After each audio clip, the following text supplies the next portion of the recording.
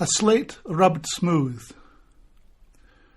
Chronicle of the hunter of forms, of the white stag killed in the off-eye, grain struck, dropped from the husk. Given the distinction between what one does and what one is, between the world ignored and reckoned new, between perfect technique and perfect attunement, between this, here, now, and everything else.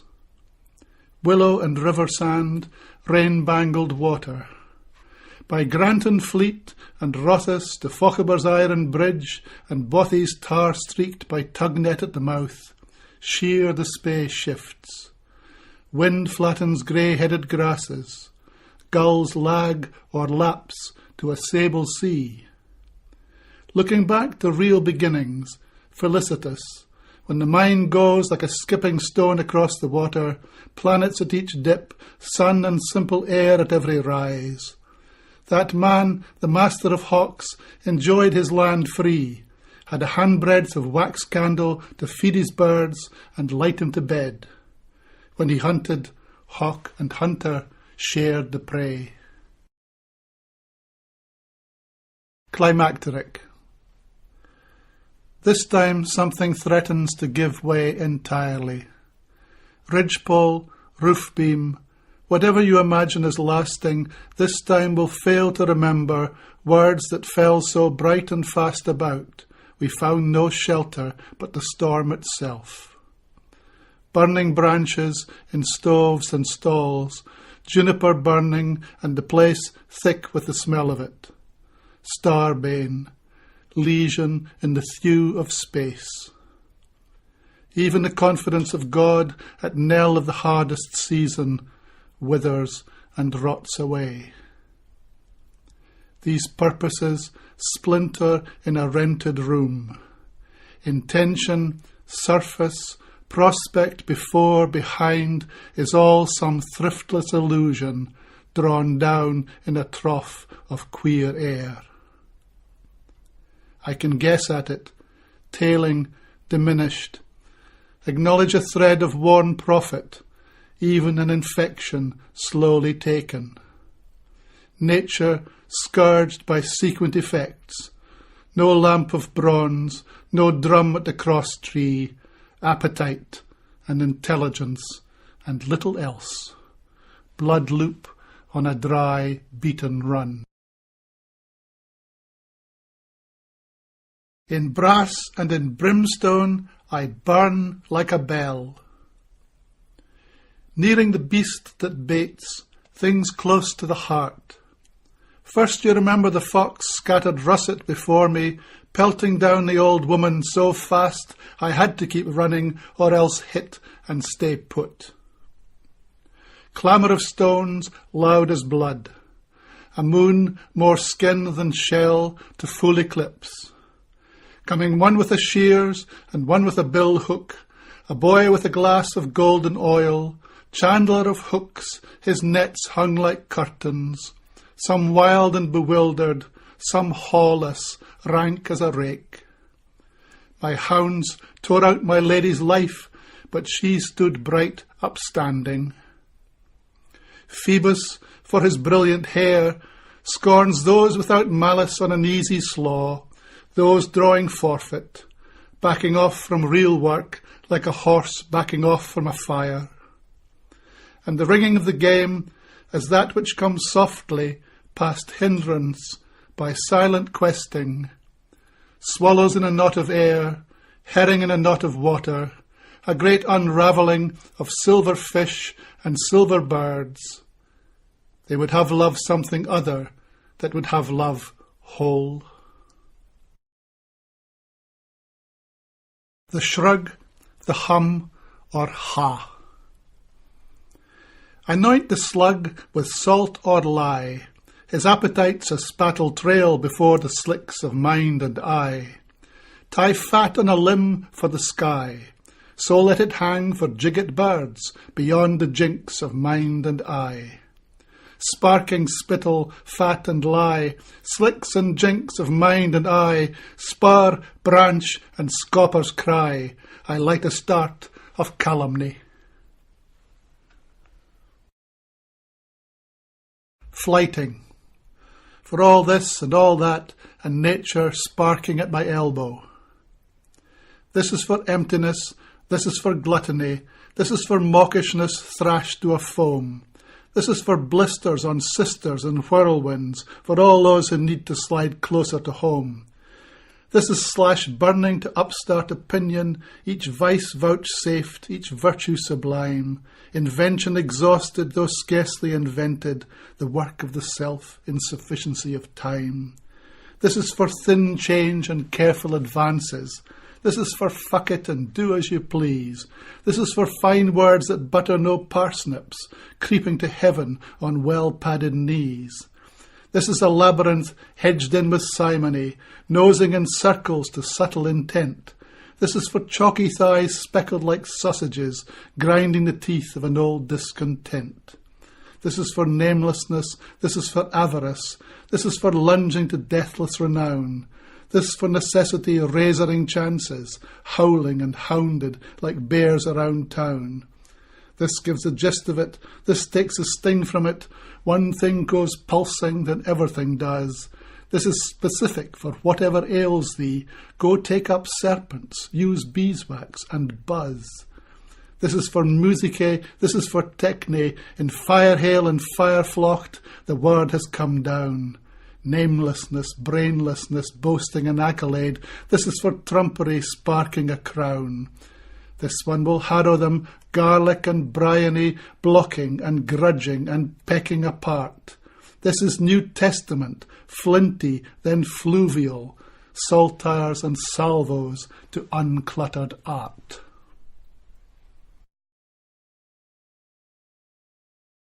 Traces.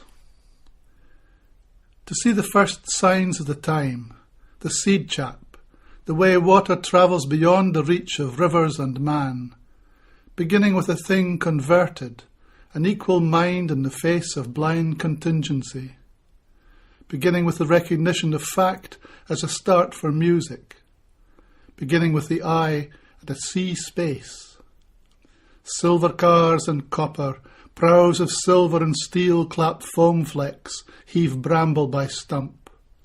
Currents of scrub, great furrows of ebbing tide swivel to east to pillars of woodland, jut of the pier spiling, rutted by spindrifts of light. Nothing is inveterate. The direst habit of wind or circumstance wears new, even mockery or violent revenge. That Roman on the wall, the stink of him, stewing from bracken, pile after pile. Beginning with bigotry and a degraded church, a bone injured and decaying in the arm.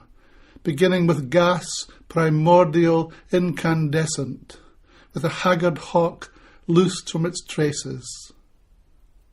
It was to end with sea, a dark green swell, morning wind blowing gorse smell and chamomile to the ships brought round to the anchorage of summer we had found. Sloughed like a napkin, one bird posts past reach, coasts listlessly down by wave as you wade there, something like sunlight, something like skin.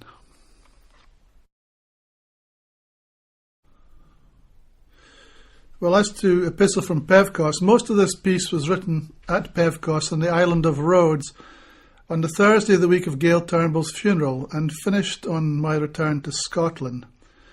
The tsunami that's mentioned towards the end came in December of the same year, but was not anticipated then or here. It's worth saying that earlier printed versions of Section 5 featured a cicada, but from my own description I would now certainly say it was a locust.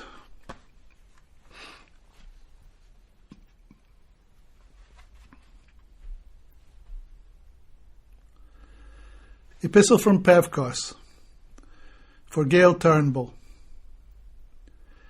Gail, the bougainvillea here sends greetings in the deepest cloudy pink.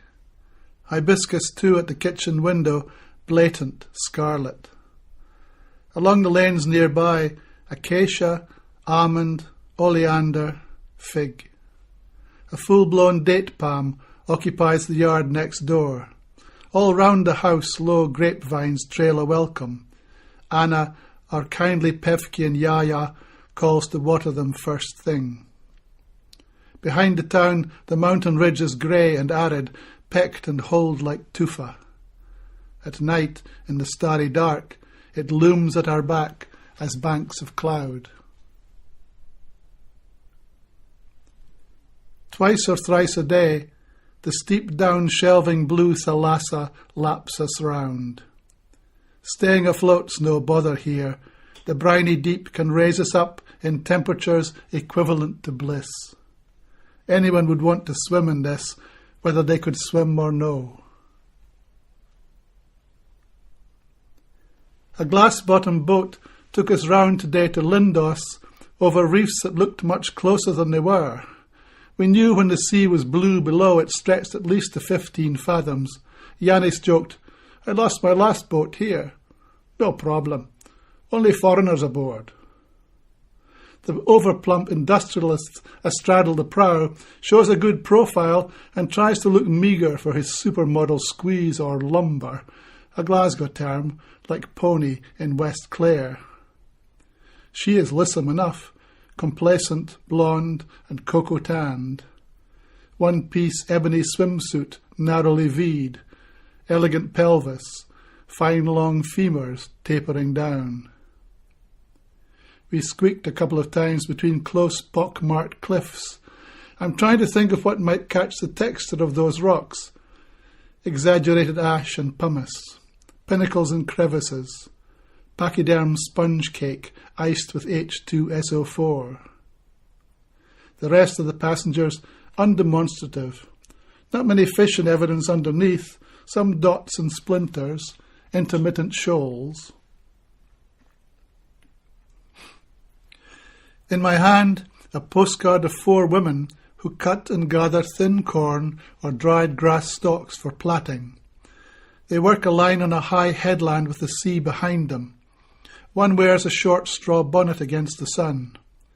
Others have white headscarves wound round so little of their faces and none of the neck or throat shows. It's not enough to say that it must be hot work.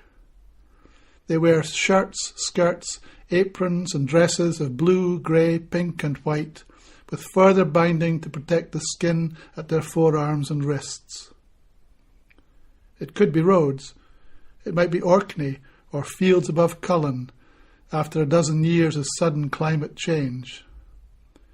They must pause and stretch, bind with some wisps, and stoop again. Although they are posed and angled here a little, you can imagine it any time, almost anywhere.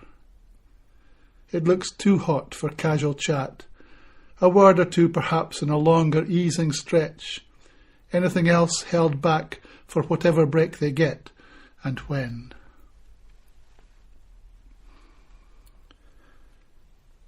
Stepped out the kitchen door to rearrange laundry draped in the sun, and found when I came back in a locust just inside on the terracotta-coloured floor.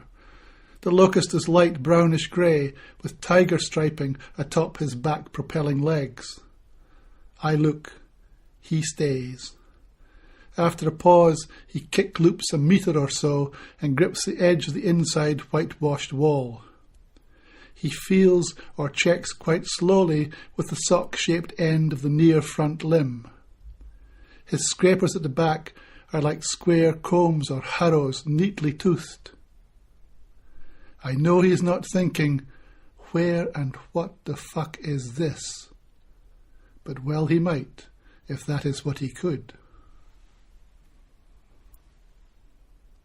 God, is there anything creamier than yogurt curds with monolithous mountain honey stirred right through? Is there anything more grateful to the appetite at noon and no one else in view? I lick the plate. I lick the spoon again. I do not doubt that you would do the same.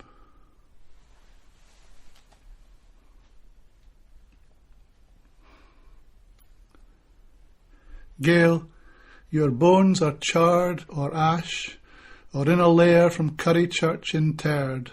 I wasn't there and have no details yet. Your sensibility survives in all your friends, your family of contact, near, dear, or accidental.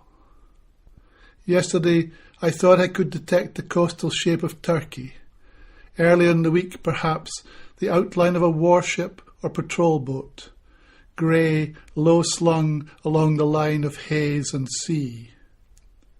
Politics and menace are always there, even when we can hardly make them out. Plumeri is the place I would go back to if I had the time and transport. Not much more than a harbour shaded by an ugly concrete elevated wall. Some genuine working boats. A couple of people casting from the pier, and well along the curving beach 2 men with half a dozen rods apiece fixed in shore gravel. Behind the sand, reed beds and bamboo scrub.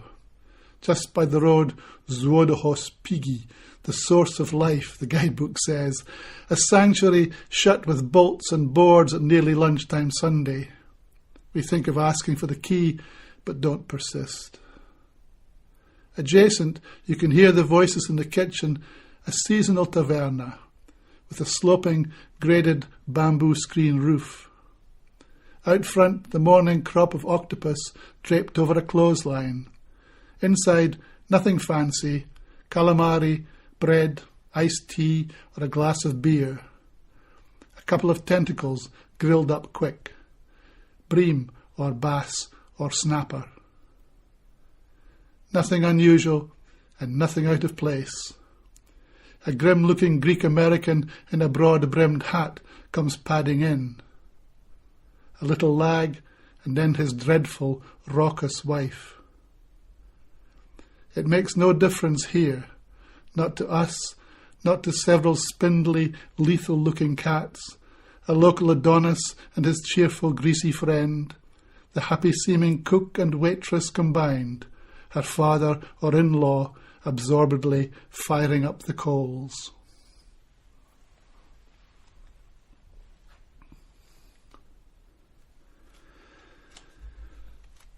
I just came back in after strolling round our strange demesne in shorts and flip-flops, cheap Chinese Panama, plus Calvin Klein shades won in a raffle at work a week before we left. Under a stumpy fig, upon the barest patch of ground, I drizzled out libation to Apollo, assuming last tap Heineken will constitute libation. Gail, I should have written you more letters in the past. It would have done me good. No matter by train, we were only 50 minutes away. Can you see me now? You thought me funny with my immanental and transcendental. So did I, of course, though still believe the distinction happens to be true. I put the insect out. It had imposed its strangeness long enough. Outdoors has suddenly become more personal somehow, even if that alien circumambient noise is only changed for me. Here are the usual commonplaces. Life is unfathomable. Each existence only knows itself, and what it knows is mostly dark and dull. The other insects near at hand make a noise like scraping combs on tabletops, or worse, and dowdy jays add racket all around. Impenetrable, uncomforting, in various ways we scrape and chafe and shift and shrill. You know, in Greece you cannot flush the paper. You fold it and put it in a pail or bag to be discarded later. This morning, under the bag within a little plastic lidded bin, securely wrapped, I lodged our passports and our money. All week I had sought the perfect hiding place so we could take the air, nip for a swim, absent ourselves and set our minds at ease. Well, rather late I found it, and in the placement added social commentary too.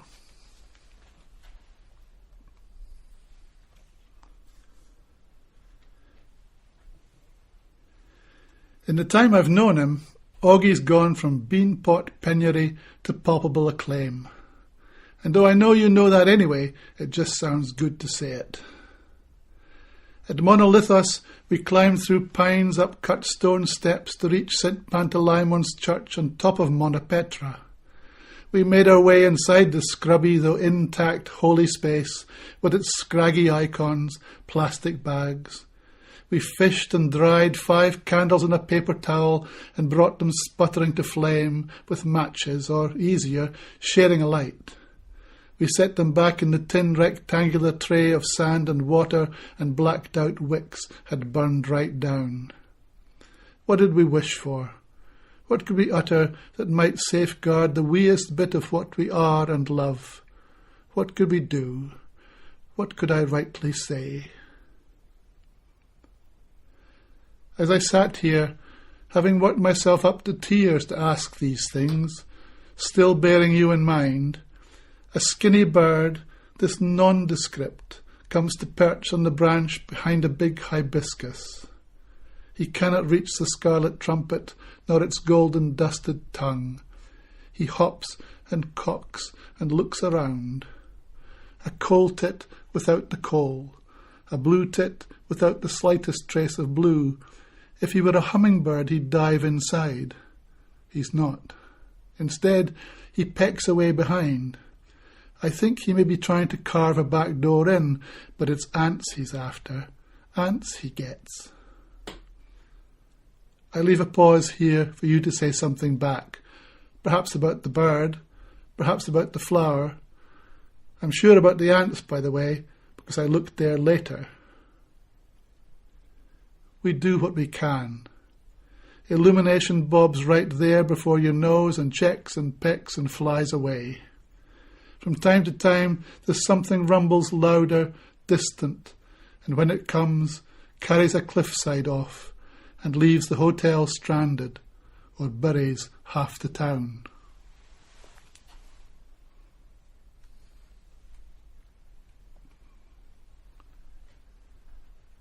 Please understand, there's nothing I would wish against these placid, oddly silent crowds that populate the beaches. Some gross, most semi-naked, some delectable. Nothing I would wish to bear down merciless on them and their mild lubricities. We all need rest and creature comfort. We all, though, and I take the risk you'll disagree, to have a friend so well-disposed and generous as you, it's tempting after all to say, yes, that will do, but we all can't stick with sun and sea, even in their amplitude, or find in our failings and indulgences the subtlest support. There's something else. There's something else, as you could testify, that puts us under, pulls us back again. There's something else in birds and birdlessness, something else we light a candle for and place it in that dingy dish of wax and sand.